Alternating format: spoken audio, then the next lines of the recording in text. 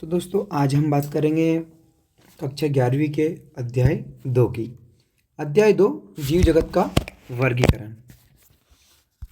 जीव जगत का वर्गीकरण जो अध्याय है उससे काफ़ी क्वेश्चंस बनते हैं। 2 से 3 क्वेश्चंस भी आए हुए हैं, मतलब 1 से 2 क्वेश्चंस तो मानो ही सही है ना। तो बढ़िया वेटेज है इसका भी। इसकी जो एनसीईआरटी वो भी मैं आपको हाईलाइट करवाऊँगा। अभी देखते चलिएगा, इसके बारे में अपन पढ़ेंगे यहाँ से। यहाँ पे 2-4 वर्ड ही जो आईएमपी है, इसके बाद से क्वेश्चन से बनेंगे, तो लाइन बाय लाइन देखते चलिएगा, ठीक है। आगे बढ़ते हैं अपन। अध्याय 2 जीव जगत का वर्गीकरण। सभ्यता के प्रारंभ से ही मानव ने सजीव प्राणियों के वर्गीकरण के अनेक प्रयास किए।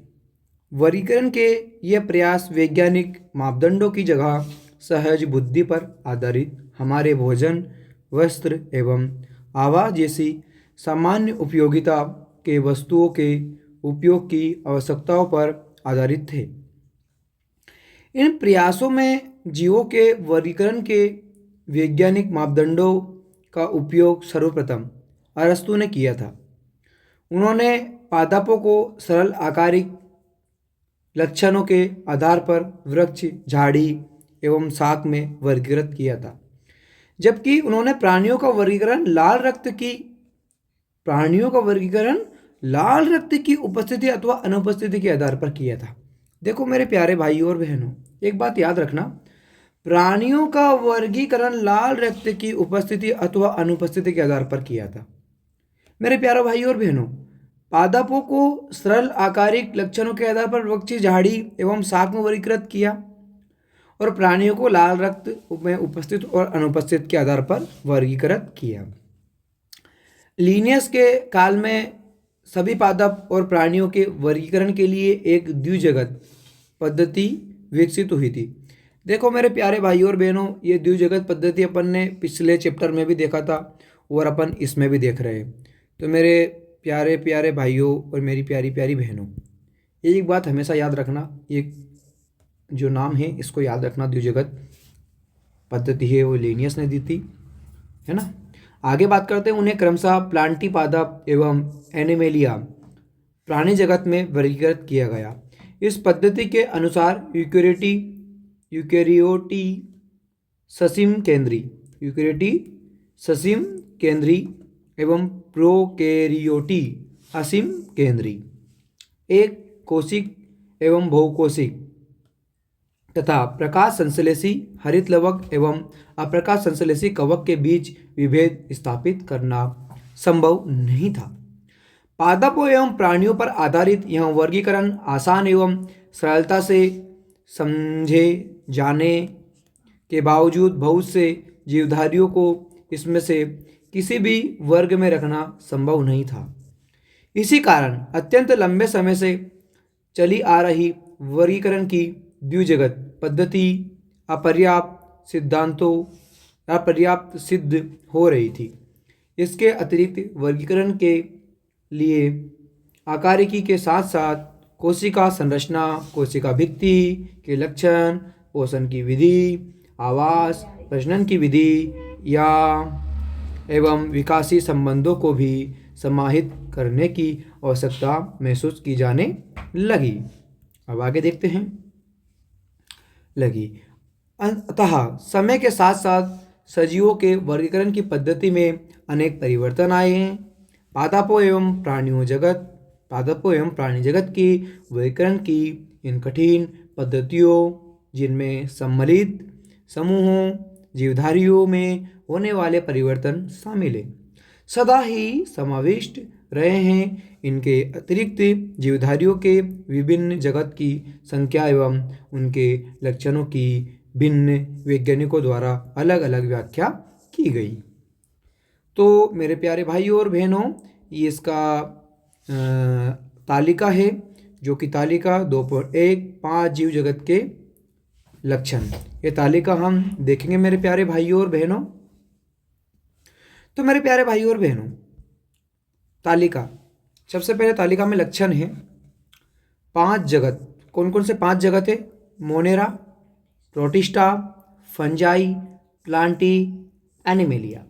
देखो मेरे प्यारे भाई और बहनों, ये 5 जगत पहले अच्छे से आपको याद करना है। कौन कौन से जगह थे? Monera, protista, fungi, Plantae, animalia. कौन कौन से जगह थे? आप एक बार रिपीट करिएगा खुद से। पहला Monera, protista, fungi, Plantae, animalia. Monera, protista, fungi, Plantae, animalia. Monera, protista, fungi, Plantae, animalia. Monera, protista, fungi, Plantae, animalia. ये 5 जगत अपने हैं। अब इनके बारे में अपन मेरे भाइयों और मेरी बहनों पढ़ेंगे। कोशिका के प्रकार। अब मोनेरा कौन कौन से है? प्रोकैरियोटिक और protista eukaryotic, fungi eukaryotic, Plantae eukaryotic और एनिमेलिया प्रोकैरियोटिक। अब देखो मोनेरा ही एनिमेलिया यूकैरियोटिक, सॉरी मैं प्रोकैरियोटिक भूल गया था, है ना। अब मेरे प्यारे भाई और बहन, मोनेरा ही एक ऐसा जगत है जो प्रोकैरियोटिक है। अब देखो आपको कोशिका के प्रकार, इसमें तो देखो चारों जगत यूकैरियोटिक है, कहीं से कहीं देखने की जरूरत ही नहीं, ठीक है। लेकिन इसमें देखो मैं आपको बहुत अच्छे से याद करवाऊंगा कि अपन पहले कोशिका भित्ति देखते हैं।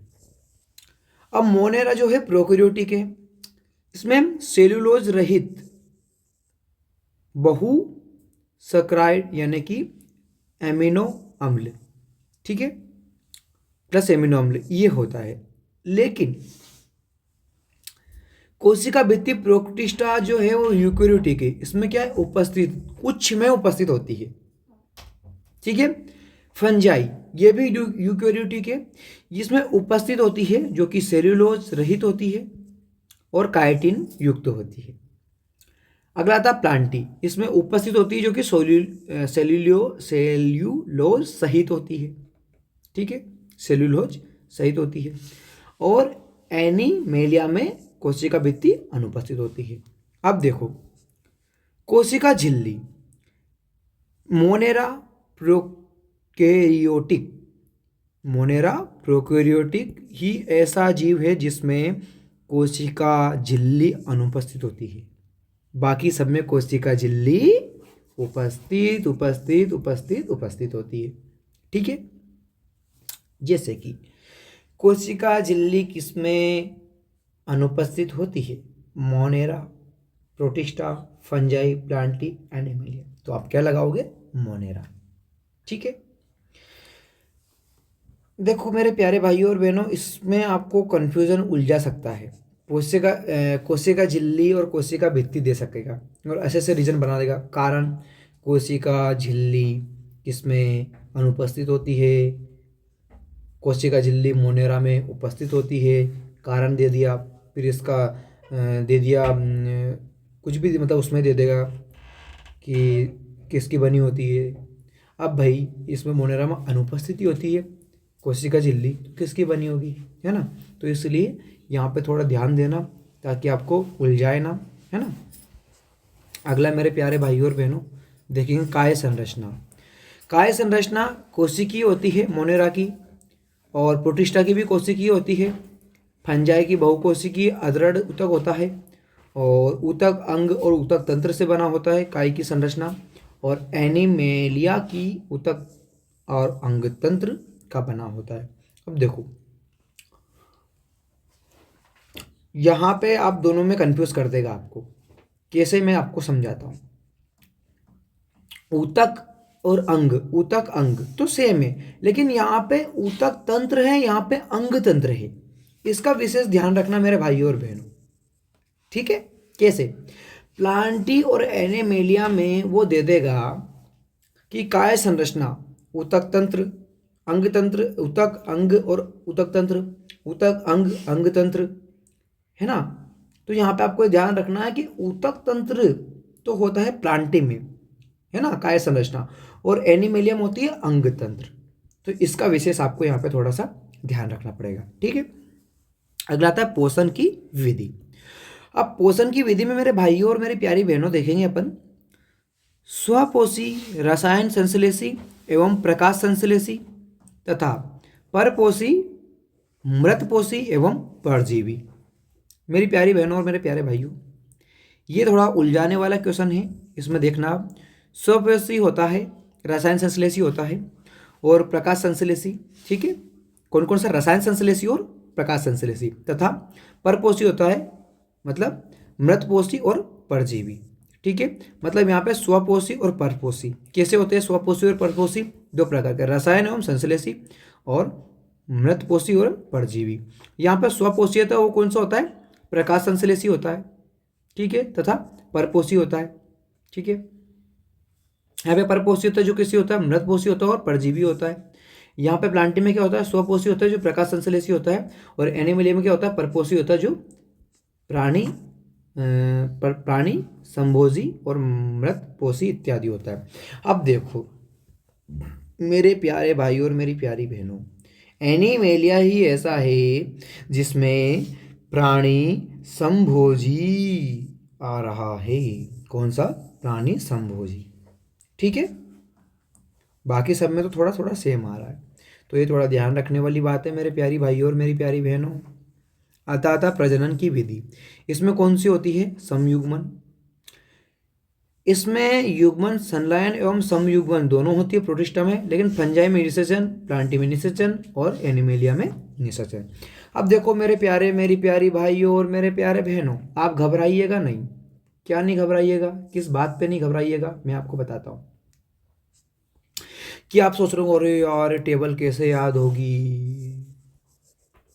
डोंट वरी, टेबल आपको याद हो जाएगी।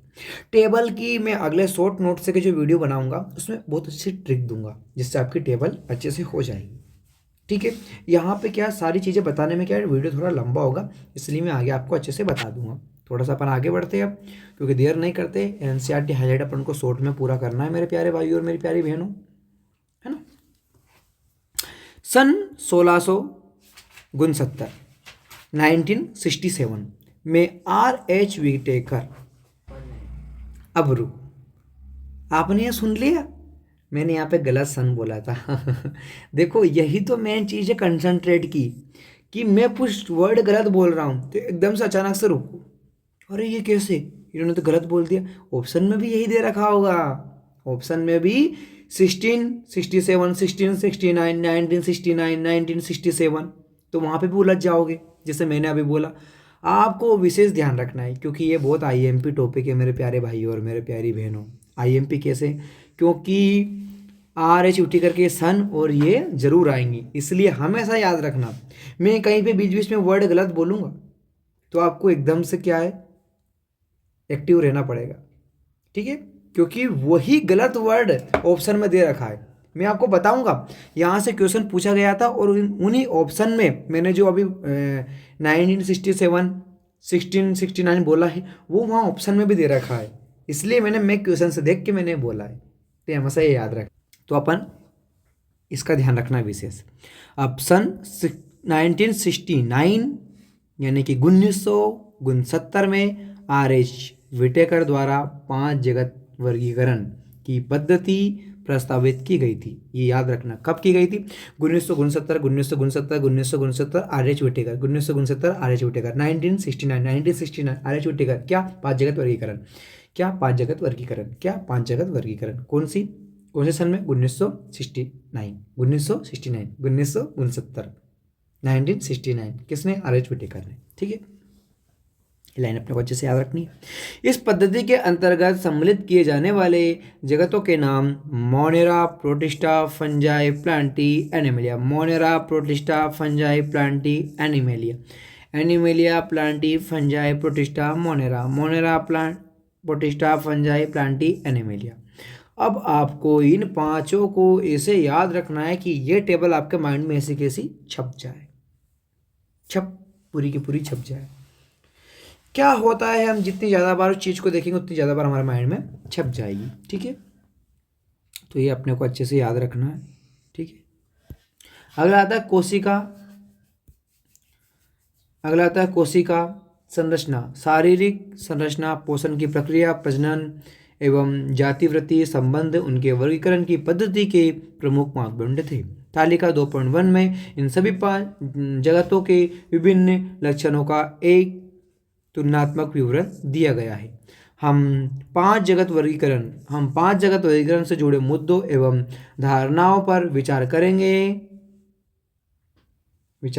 जिससे वर्गीकरण की यह पद्धति प्रभावित है। इससे पहले की वर्गीकरण पद्धति के अंतर्गत बैक्टीरिया, नीलहरित शैवाल, फंजाई, मांस, फर्न, जिम्नोस्पर्म एवं एंजियोस्पर्म को पादपों के साथ रखा गया था।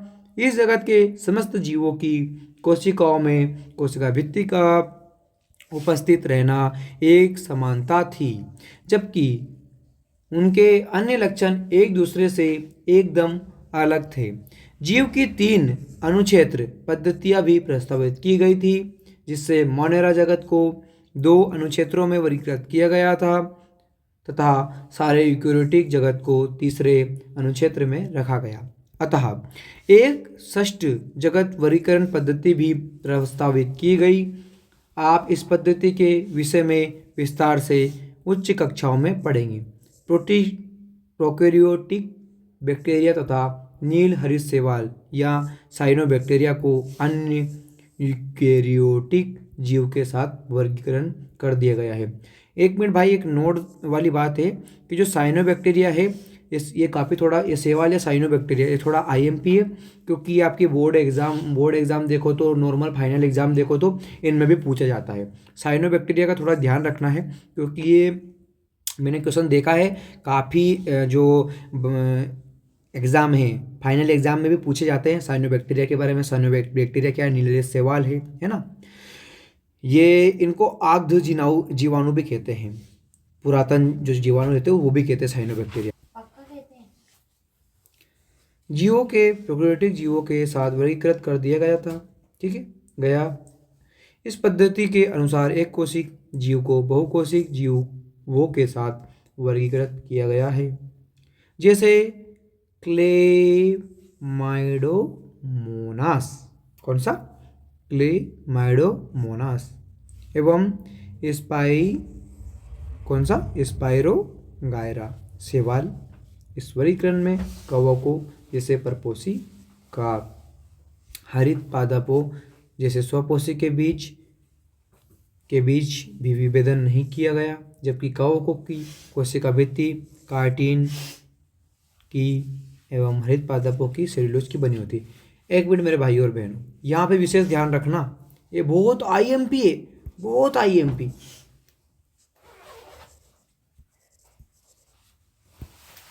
मैं लगा देता हूँ इसमें।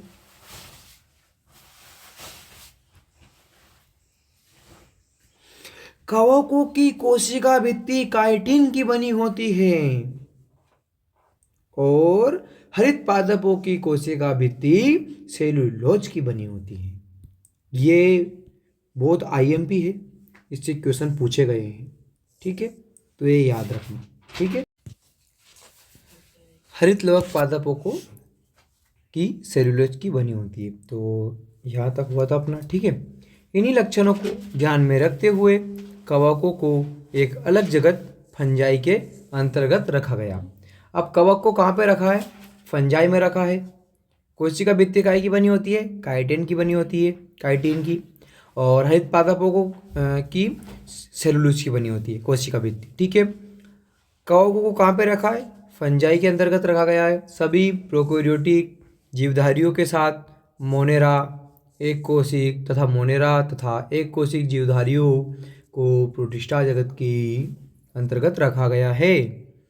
प्रोटिस्टा जगत के अंतर्गत कोशिका भित्तियुक्त क्लेमाइडोमोनास एवं क्लोरेला जिन्हें पहले पादपों के अंतर्गत शैवाल में रखा गया था, पैरामीशियम अमीबा जिन्हें पहले प्राणी जगत में रखा गया था के साथ रखा गया है, जिनमें कोशिका भित्ति नहीं पाई जाती है। इस प्रकार इस पद्धति में अनेक जीवधारियों को एक साथ रखा गया है, जिन्हें पहले की पद्धतियों में अलग अलग रखा गया था। ऐसे वर्गीकरण के मापदंडों में परिवर्तन के कारण हुआ है। इस प्रकार के परिवर्तन भविष्य में भी हो सकते हैं, जो लक्षणों तथा विकासीय संबंधों के प्रति हमारी समझ में सुधार पर निर्भर होगा। समय के साथ साथ वर्गीकरण की एक ऐसी पद्धति विकसित करने का प्रयास किया गया है जो न सिर्फ आकारिकी, कायिक एवं प्रजनन संबंधी समानताओं पर आधारित हो, बल्कि जातिवृत्ति हो और विकासीय संबंधों पर भी आधारित हो। इस अध्याय में हम विटेकर पद्धति के अंतर्गत मोनेरा, प्रोटिस्टा एवं फंजाई के लक्षणों का अध्ययन करेंगे। प्लांटी लक्षणों का अध्ययन करेंगे। प्लांटी एवं एनिमेलिया जगत, जिन्हें सामान्य भाषा में क्रमशः पादप एवं प्राणी जगत कहते हैं, की चर्चा आगे के 2 अध्यायों में अलग अलग करेंगे। अब मेरे प्यारे भाइयों और मेरी प्यारी बहनों, अब अपन स्टार्ट करेंगे 2.1 मोनेरा जगत। यहाँ से बहुत IMP है, मतलब ध्यान देने योग्य बातें हैं, एग्जाम में क्वेश्चन भी पूछे जाते हैं, तो आप थोड़ा अच्छे से ध्यान दे लीजिएगा। इट्स ओके, स्टार्ट करते हैं। सभी बैक्टीरिया मोनेरा जगत के अंतर्गत आते हैं। कौन? सभी बैक्टीरिया मोनेरा जगत के अंतर्गत आते हैं। ये ध्यान देने योग्य बातें हैं, ठीक है, इसको हाईलाइट कर लीजिए। अब ये सूक्ष्मजीवियों में सर्वाधिक संख्या में होते हैं। किस में होते हैं? सूक्ष्मजीवियों में सर्वाधिक संख्या में होते हैं और लगभग सभी स्थानों पर पाए जाते हैं। एक ये सभी स्थानों पर पाए जाते हैं। मुट्ठी भर मिट्टी में सैकड़ों प्रकार के बैक्टीरिया देखे गए हैं। देखो, मुट्ठी भर मिट्टी में सैकड़ों प्रकार के बैक्टीरिया देखे गए हैं। गर्म जल के झरनों, मरुस्थल, बर्फ एवं गहरे समुद्र जैसे विषम प्रतिकूल वास स्थानों जहां एक दूसरे जीव मुश्किल से ही जीवित रह पाते हैं, में भी पाए जाते हैं। मतलब ऐसे स्थान जहाँ पे जीव बड़ी मुश्किल से रह पाते हैं, वहाँ पर भी ये पाए जाते हैं। कई बैक्टीरिया तो अन्य जीवों पर या उनके भीतर परजीवी के रूप में रहते हैं। बैक्टीरिया को उनके आकार के आधार पर 4 समूह, गोलाकार, कोकस, देखो ये ध्यान रखना, 4 समूह कौन कौन से, ठीक है, गोलाकार 4 समूह, गोलाकार कोकस बहुवचन कोकाई, छड़ाकार बेसिलस बहुवचन बेसिलाई, कामाकार के विब्रियम बहुवचन विब्रिया, ठीक है, सर्पिलाकार स्पाइरिलम बहुवचन स्पाइरिला में बांटा गया है, ठीक है, में बांटा गया है। चित्र 2.1 अपन देखते हैं। देखो, इसको ध्यान से देखिएगा, यहाँ पे मैं आपको अच्छे से समझाता हूँ। गोलाकार कोकस, कौन सा? गोलाकार कोकस। अब देखो, छड़ाकार बेसिलस, एक कोकाई हो गया, ये छड़ाकार बेसिलाई हो गया, और कामाकार छड़ाकार बेसिलस, कामाकार विब्रियम है ना, विब्रियो, ठीक है, और सर्पिला आकार स्पाइलम, ये स्पाइलम हो गया, ठीक है। अब देखो, कोकाई बेसिलाई यहाँ बीजाणु स्थित है, स्पाइरिला, ठीक है, ये कसाब, यहाँ पे इस पर कसाब पाए जाते हैं, और ये विब्रिया, ठीक है। ये इतने विभिन्न प्रकार के बैक्टीरिया होते हैं, ठीक है। यहाँ पे थोड़ी ध्यान देने योग्य बातें हैं, तो ये याद रखना, 4 समूह जो है उनको अच्छे से। अब आगे अपन देखते हैं। यद्यपि संरचना में बैक्टीरिया अत्यंत सरल प्रतीत होते हैं, परंतु इनका व्यवहार अत्यंत जटिल होता है। चयापचय उपापचय की दृष्टि से अन्य जीवधारियों की तुलना में बैक्टीरिया में बहुत अधिक विविधता पाई जाती है। उदाहरण स्वरूप वे अपना भोजन अकार्बनिक पदार्थों से संश्लेषित कर सकते हैं। ये प्रकाश संश्लेषी स्वपोषी अथवा रसायन संश्लेषी स्वपोषी होते हैं, अर्थात वे अपना भोजन स्वयं संश्लेषित नहीं करते, अपितु भोजन के लिए अन्य जीवधारियों अथवा मृत कार्बनिक पदार्थों पर निर्भर रहते। इसलिए तो बोलते हैं अपन कि इसमें बैक्टीरिया आ गया, इसमें बैक्टीरिया होगा। क्यों? क्योंकि वो मृत कार्बनिक पदार्थ या जीवधारियों पर निर्भर रहते हैं। ठीक है ना, ये ध्यान देने योग्य बातें हैं। ठीक है, ये ध्यान रखना है अपने को। आगे अपना आता है दोस्तों आग बैक्टीरिया।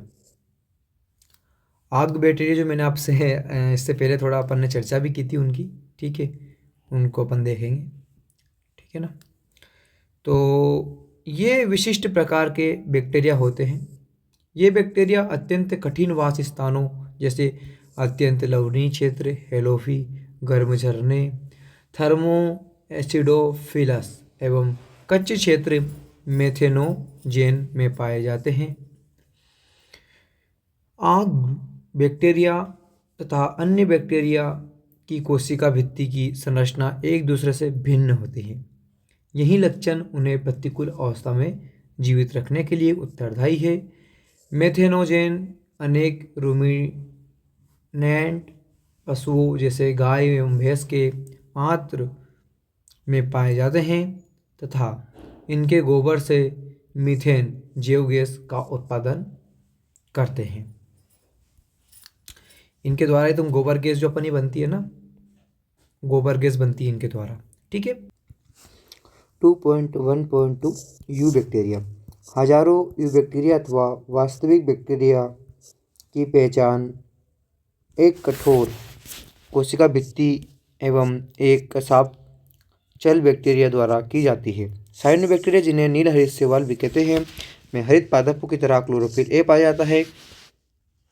इसको हाईलाइट कर लेंगे, क्लोरोफिल ए को ए पाया जाता है तथा प्रकाश संश्लेषी स्वपोषी होते हैं। साइनोबैक्टीरिया एक कोशिकी क्लोनी अथवा तंतुमय अलवनीय समुद्री एवं स्तरीय शैवाल है। इनकी क्लोन प्राय जेलीनुमा आवरण से ढकी रहती है जो प्रदूषित जल में बहुत फलते फूलते हैं। बैक्टीरिया जैसे नॉन स्टॉक एवं एनाबिना पर्यावरण के नाइट्रोजन को टेरोसिस्ट नामक विशिष्ट कोशिकाओं द्वारा स्थिर कर सकते हैं। रासायनिक संश्लेषी बैक्टीरिया नाइट्राइट एवं अमोनिया जैसे विभिन्न अकार्बनिक पदार्थों को ऑक्सीकृत कर उनसे मुक्त ऊर्जा का उपयोग एटीपी उत्पादन के लिए करते हैं। ये नाइट्रोजन, फास्फोरस, आयरन एवं सल्फर जैसे पोषकों को पुनर्चक्रण में महत्वपूर्ण भूमिका निभाते हैं। परपोषी बैक्टीरिया प्रकृति में बहुलता से पाए जाते हैं और इनमें अधिकतर महत्वपूर्ण अपघटक होते हैं। इन परपोषी बैक्टीरिया में से अनेक मनुष्य के जीवन संबंधी गतिविधियों पर महत्वपूर्ण प्रभाव पड़ता है। ये दूध से दही बनाने में, प्रतिजैविक उत्पादन में, लेग्यूम पादप की जड़ों में नाइट्रोजन स्थिरीकरण में सहायता करते हैं। कुछ बैक्टीरिया रोगजनक होते हैं जो मनुष्यों, फसलों, फार्म एवं पालतू पशुओं को हानि पहुंचाते हैं। विभिन्न बैक्टीरिया के कारण हैजा, टाइफाइड, टिटेनस, साइट्रस कैंकर जैसी बीमारियां होती है। ये हेटेरोसिस्ट है और श्लेष्म आच्छाद है। बाहर जो है ये तंतुमय शैवाल का नॉन स्टॉक। ठीक है। आगे बैक्टीरिया प्रमुख रूप से कोशिका विभाजन द्वारा प्रजनन करते हैं। कभी कभी विपरीत परिस्थितियों में ये बीजाणु बनाते हैं। ये लैंगिक प्रजनन भी करते हैं जिनमें एक बैक्टीरिया से दूसरे बैक्टीरिया में डीएनए का पुरातन स्थानांतरण होता है। माइकोप्लाज्मा ऐसे जीवधारी है जिनमें कोशिका भित्ति बिल्कुल नहीं पाई जाती है। ये सबसे छोटी जीवित कोशिकाएं हैं जो ऑक्सीजन के बिना भी जीवित रह सकती है। अनेक माइकोप्लाज्मा प्राणियों और पादपों के लिए रोगजनक होती है।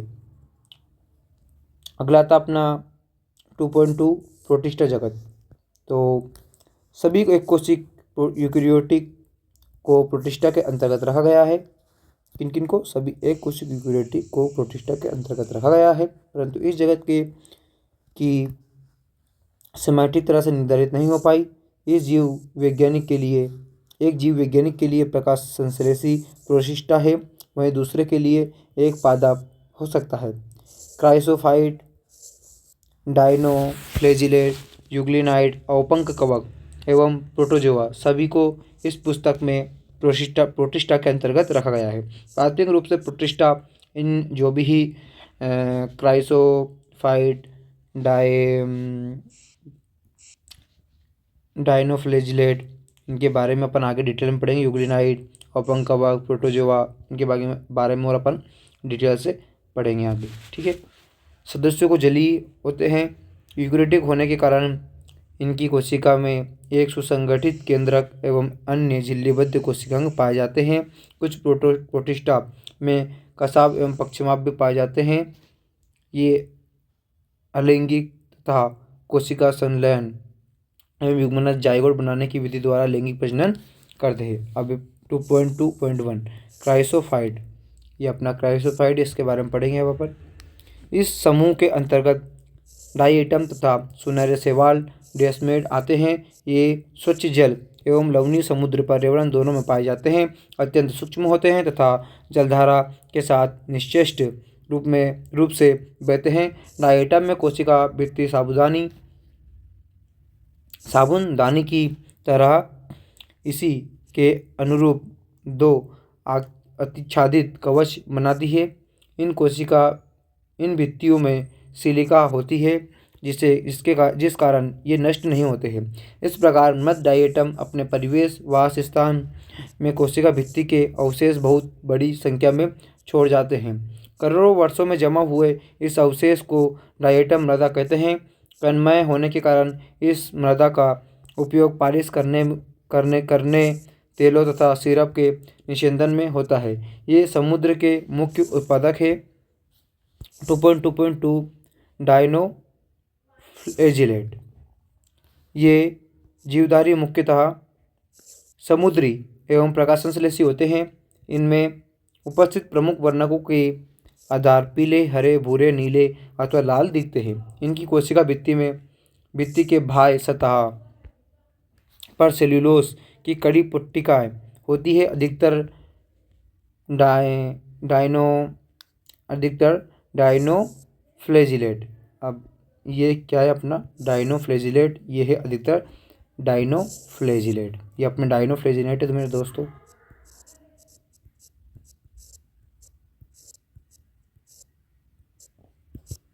ठीक है। दो कसाब होते हैं, इनमें क्या होते हैं? दो कसाब होते हैं जिनमें एक लंबवत तथा दूसरा अनुप्रस्थ रूप से भित्ति पट्टिकाओं के बीच की खांचों में उपस्थित होते हैं। ठीक है। प्राय लाल डायनोफ्लेजिलेट की संख्या में विस्फोट होता है, जिनमें समुद्र का जल लाल तरंगे दिखने लगता है। इतनी बड़ी संख्या के जीव से निकले जीव विष के कारण मछली एवं अन्य समुद्री जीव मर जाते हैं। उदाहरण गोनिया लैक्स। अगला था अपना यूग्लिना, 2.2.3 यूग्लिनाइड, ये अपना यूग्लिनाइड है। इनमें से अधिकांशतः स्वच्छ जल में पाए जाने वाले जीवधारी है जो स्थिर जल में पाए जाते हैं। इनमें कोशिका भित्ति की जगह एक प्रोटीनयुक्त पदार्थ की परत पेलिकील होती है जो इन संरचना को लचीला बनाती है। इनमें दो कशाप होते हैं जिनमें एक छोटा तथा दूसरा लंबा होता है। यद्यपि सूर्य के प्रकाश की उपस्थिति में ये प्रकाश संश्लेषी होते हैं, लेकिन सूर्य के प्रकाश के नहीं होने पर अन्य सूक्ष्म जीवधारियों का शिकार कर परपोषी की तरह व्यवहार करते हैं। आश्चर्यजनक रूप से यूग्लिनाइड में पाए जाने वाले वर्णक उच्च पादपों में उपस्थित वर्णकों के समान होते हैं। उदाहरण यूग्लिना, ये अपना चित्र है। ठीक है। अगला आता अपना 2.2.4 अवपंक कवक। अवपंक कवक अपन देखेंगे। अवपंक कवक मृतपोषित प्रोटिस्टा है। ये सड़ती हुई टहनियों तथा पत्तों के साथ गति करते हुए जैविक पदार्थों का भक्षण करते हैं। अनुकूल परिस्थितियों में ये समूह प्लाज्मोडियम बनाते हैं जो कई फीट तक की लंबाई का हो सकता है। प्रतिकूल परिस्थितियों में ये बिखरकर सिरों पर बीजाणुयुक्त फलनकाय बनाते हैं। इन बीजाणुओं का परिक्षेपण वायु के साथ होता है। अगला आता अपना 2.2.5 प्रोटोजोआ। ये अपना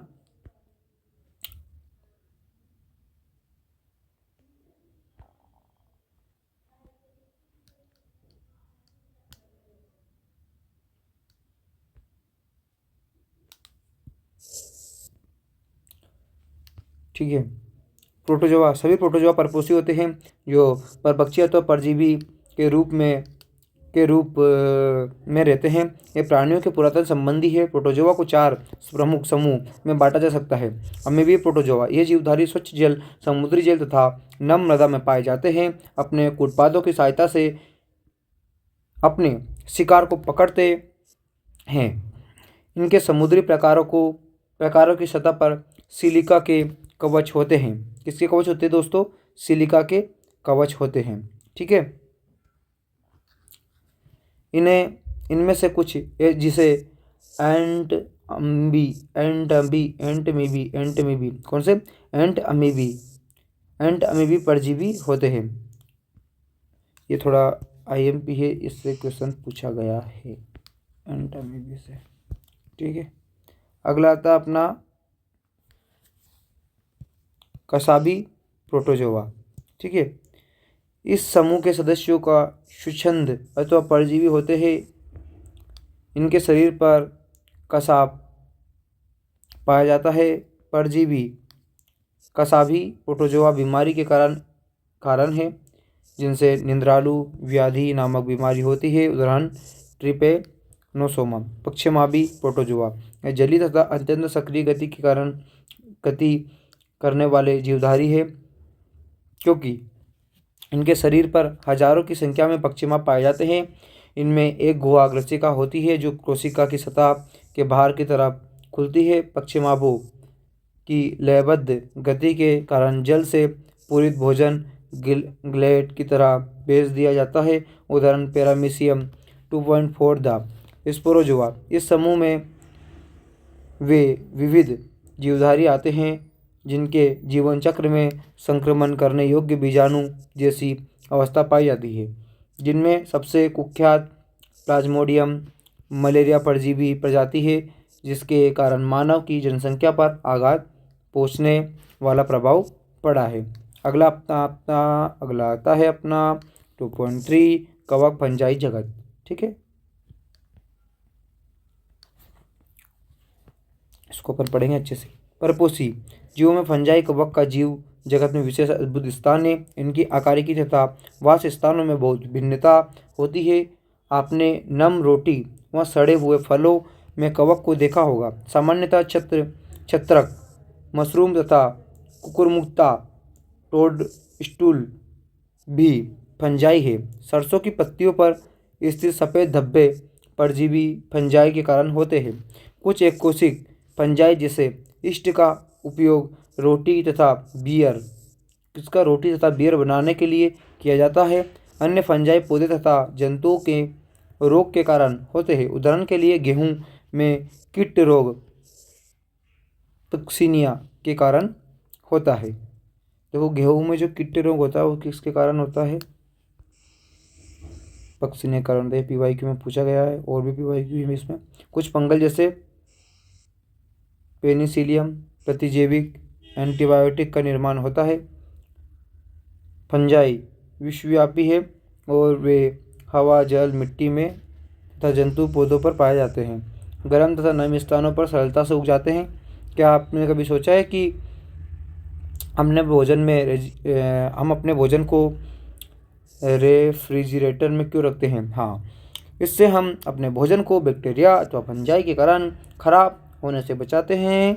फंजाई तंतुमय है लेकिन इष्ट को एक कोशिक है। इसका अपवाद है वे लंबी पतली धागे की तरह की संरचनाएं होती है जिन्हें कवक तंतु कहते हैं। कवक तंतु के जाल को कवक जाल माइसीलियम कहते हैं। कुछ कवक तंतु सतत नलिकाकार होते हैं जिनमें बहुकेंद्रित कोशिका द्रव्य साइटोप्लाज्म में भरा होता है, जिन्हें संकोशिकी कवक तंतु कहते हैं। अन्य कवक तंतुओं में पटी होते हैं।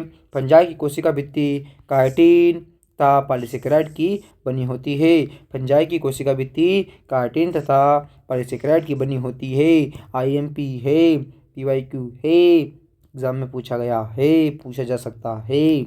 अधिकांश फंजाई परपोषी होते हैं। वे मृत बस्ट्रेट्स से घुलनशील कार्बनिक पदार्थों को अवशोषित कर लेती है, अतः इन्हें मृतजीवी कहते हैं। जो फंजाई सजीव पौधों तथा जंतुओं पर निर्भर करती है उन्हें परजीवी कहते हैं। ये शैवाल तथा लाइकेन के साथ तथा उच्च वर्गीय पौधों के साथ कवक मूल बनाकर भी रह सकते हैं।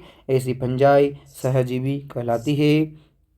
फंजाई में जनन कायखंडन, विखंडन तथा मुकुलन विधि द्वारा होता है। अलैंगिक जनन बीजाणु जिसे कोनिडिया कहते हैं अथवा धानी बीजाणु अथवा चल बीजाणु द्वारा होता है। लैंगिक जनन निश्चितांग स्पोरा एस्कस बीजाणु तथा बेसिडियम बीजाणु द्वारा होता है। विभिन्न बीजाणु सुस्पष्ट संरचनाओं में उत्पन्न होते हैं जिन्हें फलनकाय कहते हैं। लैंगिक चक्र में निम्नलिखित 3 सोपान होते हैं। पहला, 2 चल अथवा अचल युग्मकों के प्रोटोप्लाज्म का संलयन होना, इस प्रक्रिया को प्लेज्मोगेमी कहते हैं। दूसरा, 2 केंद्रकों का संलयन होना जिसे केंद्र संलयन कहते हैं। तीसरा, युग्मनज में मियोसिस के कारण अगुणित बीजाणु बनना। लैंगिक जनन में संयोज्य संगम के दौरान 2 अगुणित कवक तंतु पास पास आते हैं और संलयन हो जाता है। कुछ फंजाई में 2 गुणित कोशिका में संलयन के तंतु बाद एक द्विगुणित 2n कोशिका बन जाती है। यद्यपि अन्य फंजाई एस्कोमाइसिटीज में एक मध्यवर्ती द्विकेंद्रीय अवस्था n+n अर्थात एक कोशिका में 2 केंद्रक बनते हैं। इसी परिस्थिति को केंद्रक युग्म कहते हैं तथा इस अवस्था को फंगस की द्विकेंद्रिक प्रवस्था कहते हैं। ये IMP है, तो क्वेश्चन पूछे जाते हैं यहाँ से, याद रखना अच्छे से, ठीक है। बाद में पैतृक केंद्रक संलयन हो जाते हैं और कोशिका द्विगुणित बन जाती है। फंजाई फलनकाय बनाती है जिसमें न्यूनीकरण विभाजन होता है जिसके कारण अगुणित बीजाणु बनते हैं। कवकजाल की आकारिक बीजाणु बनने तथा फलनकाय बनने की विधि जगत को विभिन्न वर्गों में विभक्त करने का आधार बनते हैं। अगला था 2.3.1 फाइकोमाइसिटीज जलीय आवासों, गली सड़ी लकड़ी, नम तथा सीलन से भरे स्थानों अथवा पौधों पर विकल्पी परजीवी के रूप में पाए जाते हैं। कवक जाल औपटी था बहुकेंद्रित होता है। अलैंगिक जनन चल बीजाणु अथवा अचल बीजाणु द्वारा होता है। ये बीजाणु धानी में अंतर्जातीय उत्पन्न होते हैं जो युग्मकों के संलयन से युग्मक बनाते हैं। इन युग्मकों की आकारिकी एक जैसी युग्मकता अथवा भिन्न असम युग्मकी अथवा विषम युग्मकी हो सकती है।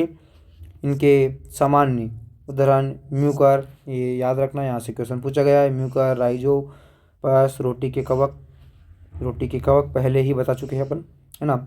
एल्बुगो सरसों पर परजीवी फंजाई है। अगला अपना 2.3.2 एस्कोमाइसिटीज, इसे सामान्यतः थैली फंजाई भी कहते हैं। क्या कहते हैं? थैली फंजाई भी कहते हैं। विरल पाए जाते हैं। विरल पाए जाने वाले एस्कोमाइसिटीज एक कोशिक जिसे इष्ट सेकेरोमाइसिटीज के अलावा ये बहुकोशिक जैसे पेनिसिलियम होती है। ये मृत अपघटक परजीवी अथवा समलरागी पशुविष्टा पर उगने वाली होती है, मतलब गोबर उगने वाली होती है होते हैं।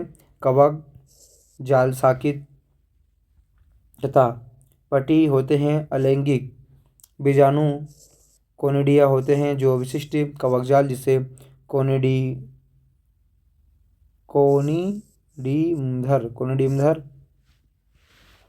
कोनिडीमधर कहते हैं पर बहिर्जात रूप से उत्पन्न होते हैं। कोनिडिया अंकुरित होकर कवक जाल बनाते हैं। लैंगिक बीजाणु को एस्कस बीजाणु कहते हैं। अगला था अपना ये बीजाणु थैलीसम एस्कस के अंतर जातीय रूप से उत्पन्न होते हैं। ये एसाई एक वचन एस्कस भिन्न प्रकार की फलनकाय में लगी रहती हैं जिन्हें एस्कोकार कहते हैं। इसके कुछ उदाहरण हैं एस्परजिलस चित्र 2.5 व एस्ले विसेप था न्यूरोस्पोरा है। न्यूरोस्पोरा का उपयोग जैव रासायनिक तथा आनुवंशिक प्रयोगों में बहुत किया जाता है।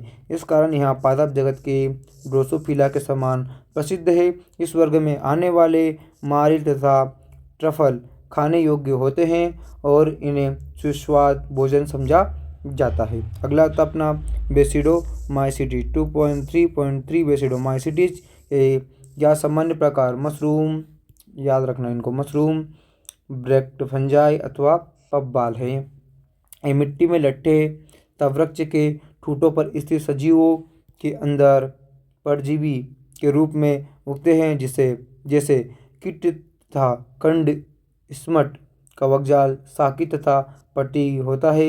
इसमें अलैंगिक बीजाणु प्राय नहीं होते हैं लेकिन कायिक जनन खंडन विधि द्वारा बहुत सामान्य है। इसमें लैंगिक अंग नहीं होते लेकिन इसमें प्लाज्मोगेमी विभिन्न स्ट्रेनों वाली दो कायिक कोशिकाओं अथवा जीन प्रारूप के संलयन से होती है। इसमें बनने वाली संरचना द्विकेंद्रिक होती है जिससे अंततः बेसिडियम बनते हैं। बेसिडियम में केंद्रक संलयन कैरियोगेमी तथा मियोसिस होता है। इसके कारण 4 बेसिडियम बीजाणु बनते हैं। बेसिडियम बीजाणु बेसिडियम पर बहिर्जातीय उत्पन्न होते हैं। बेसिडियम फलनकाय में लगे रहते हैं जिसे बेसिडियोकार्प कहते हैं। इसके कुछ सामान्य उदाहरण एगेरिक, ये थोड़ा याद रखने वाला है, एगेरिकस मशरूम और आस्टिलेगो कंड था फिक्सिनिया किट फंगस है। ठीक है, अगला था अपना 2.3.4 ड्यूटेरोमाइसिटीज। इस प्राय अपूर्ण कवक भी कहते हैं, अपूर्ण कवक कहते हैं इसे। ठीक है, क्योंकि इसकी केवल अलैंगिक अथवा कायिक प्रवस्था ही ज्ञात हो पाई है। अब इस फंजाई की लैंगिक प्रवस्था की खोज हो जाती है तब उसे उसके उचित वर्ग में रख दिया जाता है।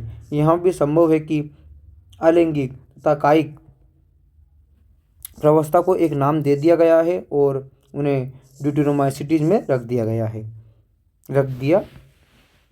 गया हो और लैंगिक प्रवस्था को दूसरे वर्ग में बाद में जब उनके अनुबंधों कड़ी का पता लगा और फंजाई की उचित पहचान हो गई तब उन्हें ड्यूटेरोमाइसिटीज से निकाल लिया गया। एक बार जब ड्यूटेरोमाइसिटीज के सदस्यों की उचित लैंगिक प्रवस्था का पता लग जाए तब उन्हें एस्कोमाइसिटीज और बेसिडियोमाइसिटीज के में सम्मिलित कर लेते हैं। ड्यूटेरोमाइसिटीज केवल अलैंगिक बीजाणुओं जिन्हें कोनिडिया कहते हैं से जनन करते हैं। इसके कवकजाल पट्टीय तथा साकित होते हैं।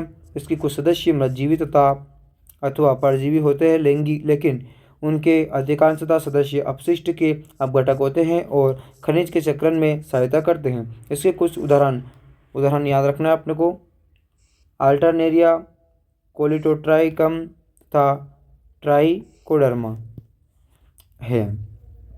ठीक है, अगला अपना आता है अपना 2.4 पादप जगत प्लांटी किंगडम। ओके, पादप जगत में वे सभी जीव आते हैं जो यूकेरियोटिक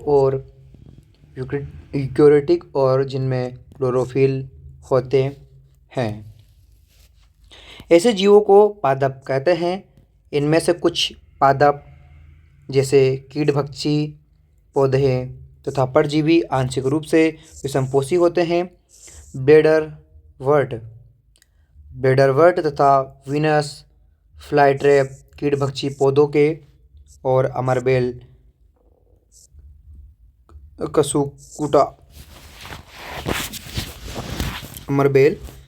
कसकूटा परजीवी का उदाहरण है। पादप कोशिका में कोशिका भित्ति होती है जो सेलुलोज की बनी होती है, और इसकी संरचना के बारे में विस्तृत विवरण अध्याय 3 में पढ़ेंगे। अध्याय 3 में अपन अच्छे से पढ़ेंगे, पीवाईक्यू हाईलाइट करेंगे। प्लांटी जगत में शैवाल, ब्रायोफाइटा, टेरिडोफाइटा, जिम्नोस्पर्म तथा एंजियोस्पर्म आते हैं। ठीक है, कौन कौन से आते हैं? प्लांटी जगत में शैवाल, ब्रायोफाइटा, टेरिडोफाइटा, जिम्नोस्पर्म आते हैं। पादप जगत के चक्र में दो सुस्पष्ट अवस्थाएं द्विगुणित बीजाणु उद्भिद तथा अगुणित युग्मकोद्भिद होती है। इन दोनों में पीढ़ी एकांतरण होता है। विभिन्न प्रकार के पादप वर्गों के अगुणित तथा द्विगुणित प्रवस्थाओं की लंबाई और वे प्रवस्थाएं मुक्तजीवी है अथवा दूसरों पर निर्भर करती है के अनुसार विभिन्न होती है। युग्मनज 2n में मियोसिस विभाजन के द्वारा अगुणित n बीजाणु बनते हैं। ये बीजाणु अंकुरित होकर युग्मकोद्भिद बनाते हैं। युग्मक नर तथा मादा युग्मकोद्भिद पर बनते हैं जो संलयन होकर पुनः द्विगुणित युग्मनज बनाते हैं। युग्मनज से बीजाणु उद्भिद विकसित होता है। इस प्रक्रम को संतति स्थानांतरण कहते हैं। आप इस जगत का विस्तृत वर्णन अध्याय 3 में पढ़ेंगे। देन आता है अपना 2.5 जंतु जगत, एनिमेलिया किंगडम।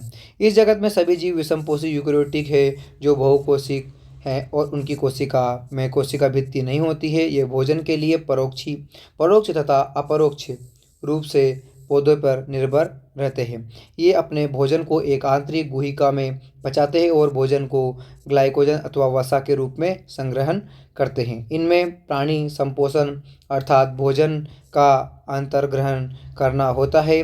उनमें वृद्धि का एक निर्दिष्ट पैटर्न होता है और वे एक पूर्ण वयस्क जीव बन जाते हैं जिनकी सुस्पष्ट आकृति तथा माप होती है। उच्च कोटि के जीवों में विस्तृत संवेदी तथा तंत्रिका प्रेरक क्रियाविधि विकसित होती है। इनमें से अधिकांश चलन करने में सक्षम होते हैं।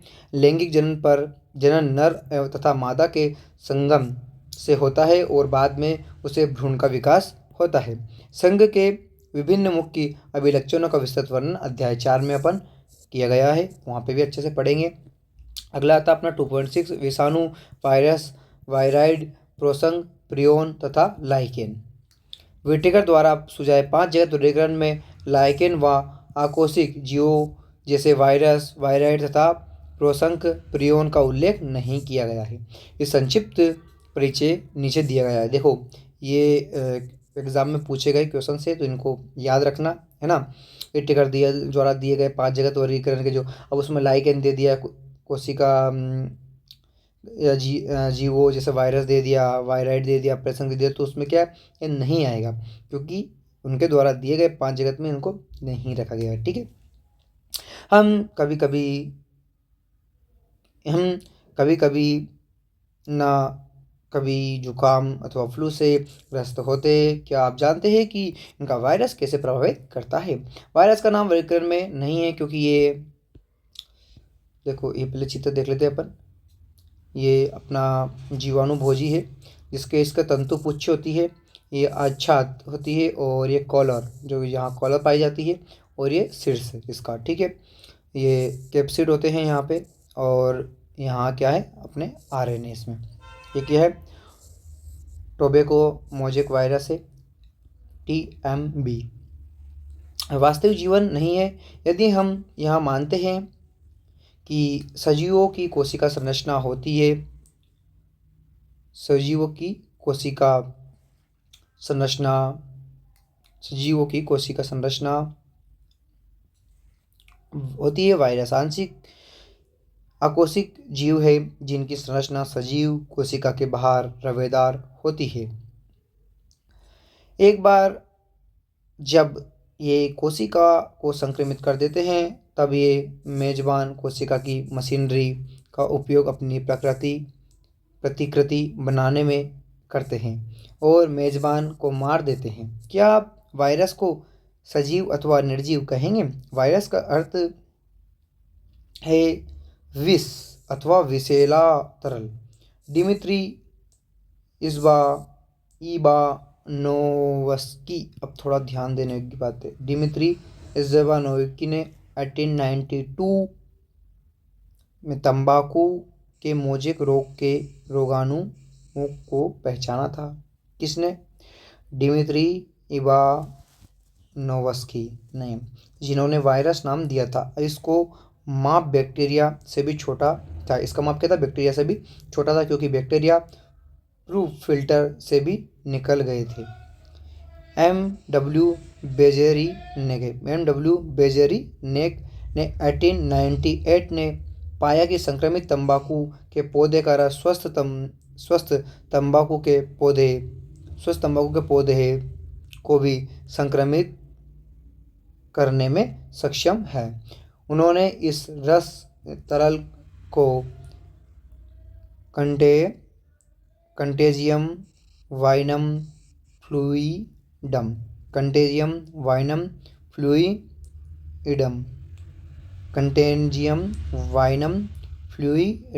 ठीक है, संक्रामक जीवित तरल कहा। डब्ल्यू एम स्टानले ने 1935 ने बताया कि वायरस को रवेदार बनाया जा सकता है और इस रवे में मुख्यतः प्रोटीन होता है। वे अपनी विशिष्ट मेजबान कोशिका के बाहर निष्क्रिय होते हैं। वायरस अविकल्पी परजीवी है। वायरस में प्रोटीन के अतिरिक्त आनुवंशिक पदार्थ भी होता है। अब इसको थोड़ा हाईलाइट कर लीजिए। जो आरएनए अथवा डीएनए हो सकता है।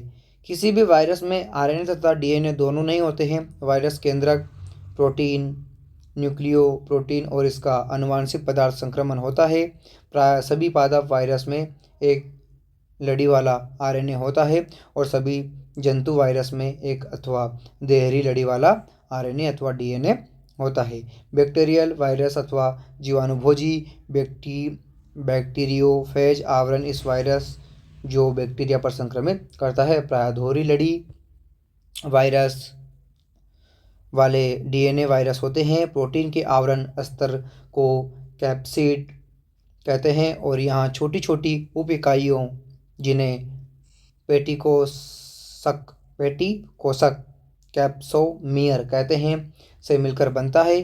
कैप्सिड न्यूक्लिक एसिड को संरक्षित करता है और पेटिकांसक कुंडलिनी अथवा बहुफलक ज्यामितीय रूप से लगे रहते हैं। वायरस में मम्पस, चेचक, हर्पीज तथा इन्फ्लुएंजा नामक रोग हो जाते हैं। मनुष्य में एड्स भी वायरस के कारण होता है। पौधों में मोज़ेक बनना, पत्तियों का मुड़ना तथा कुंचन पीला होना, सीरा स्पष्टता बोना तथा अवरुद्ध बुद्धि होना इसके लक्षण हैं। अगला था अपना वायराइड। सन 1971 टी.ओ. डायनर ने एक नया संक्रामक कारक खोजा जो वायरस से भी छोटा तथा जिसके कारण पोटैटो स्पिंडल ट्यूबर, ये थोड़ा याद रखना, पोटैटो स्पिंडल ट्यूबर नामक रोग होता है। वायराइडों में आरएनए तथा प्रोटीन आवरण स्तर को वायरस में पाए जाते हैं उनका अभाव होता है, इसलिए यहाँ वायराइड के नाम से जाने जाते हैं। वायराइड के आरएनए का आणविक भार कम था। अगला था अपना प्रोसंक्रियन। आधुनिक चिकित्सा में कुछ संक्रमण न्यूरोलॉजिकल बीमारियां असामान्य रूप से फोल्ड प्रोटीन वाले कारकों द्वारा प्रेषित पाई गई। इन कारकों का आकार वायरस के आकार के समान था।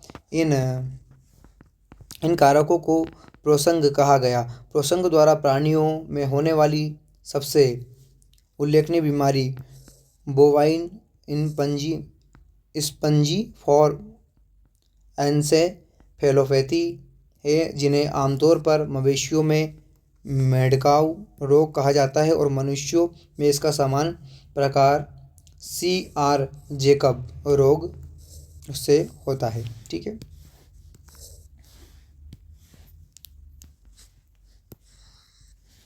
थोड़ा हाईलाइट कर देते हैं ना। अगला आता है अपना लाइकेन। लाइकेन शैवाल तथा कवक के सहजीवी सहवास अर्थात पारस्परिक उपयोगी सहवास है।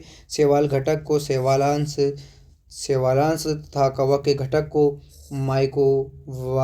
माइकोवायंट कवकांश कहते हैं, जो क्रमशः स्वपोषी तथा परपोषी होते हैं। शैवाल कवक फंजाई के लिए भोजन संश्लेषित करता है और कवक शैवाल के लिए आश्रय देता है तथा खनिज एवं जल का अवशोषण करता है, जिनका सहवास इतना घनिष्ठ होता है कि यदि प्रकृति में लाइकेन को देख ले तो यह अनुमान लगाना असंभव है कि इसमें दो भिन्न जीव है। लाइकेन प्रदूषण के बहुत अच्छे संकेत है, वे प्रदूषित क्षेत्रों में नहीं उगते हैं। ये अपना चैप्टर हो गया। अब इसका अपन सारांश अच्छे से डिटेल में अभी पढ़ेंगे। तो सरल अकार्बनिक लक्षणों पर आधारित पादपों और प्राणियों के वर्गीकरण को सर्वप्रथम अरस्तु ने प्रस्तावित किया। सरल अकार्बनिक लक्षणों के आधारित प्राणियों, देखो इसको थोड़ा हाईलाइट कर लेना। पादपों और प्राणियों के वर्गीकरण को सर्वप्रथम अरस्तु ने प्रस्तावित किया। इसके बाद लिनियस द्वारा सभी जीवधारियों को प्लांटी तथा एनिमलिया जगत में वर्गीकृत किया गया। व्हिटेकर ने इसके बाद एक वृहद 5 जगत वर्गीकरण पद्धति का प्रस्तावित किया। ये 5 जगत Monera, protista, fungi, Plantae, Animalia है। 5 जगत वर्गीकरण के मुख्य मापदंड कोशिका संरचना, दैहिक संगठन, पोषण एवं प्रजनन की विधि तथा जातिवृत्ति संबंध है। 5 जगत वर्गीकरण के अंतर्गत बैक्टीरिया को मोनेरा जगत में रखा गया, जो विश्वव्यापी है। इसमें उपापचय संबंधी विविधता अत्यंत वृहद है। बैक्टीरिया में पोषण की विधि स्वपोषी अथवा परपोषी होती है। प्रोटिस्टा जगत में क्राइसोफाइट, डायनोफ्लैजिलेट, यूग्लिनाइड, औपंक कवक, प्रोटोजोआ जैसे एक कोशिकी यूकेरियोटिक जीवधारी सम्मिलित किए गए। ठीक है। प्रोटिस्टा जीवधारियों की कोशिका में संगठित केंद्रक तथा झिल्लीबद्ध कोशिकांग पाए जाते हैं। इनमें प्रजनन लैंगिक तथा लैंगिक दोनों प्रकार का होता है। फंजाई कवक जगत की संरचना तथा आवास में बहुत भिन्नताएं होती है। अधिकांश कवक में मृतजीवी प्रकार का पोषण होता है। उनमें लैंगिक तथा अलैंगिक जनन होता है। इस जगत के अंतर्गत 4 वर्ग कौन कौन से हैं? फाइकोमाइसिटीज, एस्कोमाइसिटीज, बेसिडियोमाइसिटीज, ड्यूटेरोमाइसिटीज आते हैं। प्लांटी पादप जगत में सभी यूकेरियोटिक क्लोरोफिल युक्त जीव आते हैं। शैवाल, ब्रायोफाइटा,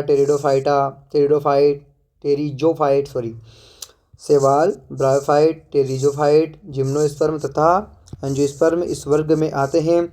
पौधों के जीव चक्र में पीढ़ी, युग्मकोद्भिद और बीजाणुउद्भिद में एकांतरण होता है। परपोषित यूकेरियोटिक बहुकोशिक जीवों जिनकी कोशिका में कोशिका भित्ति नहीं होती है, उन्हें एनिमेलिया किंगडम में शामिल किया गया है।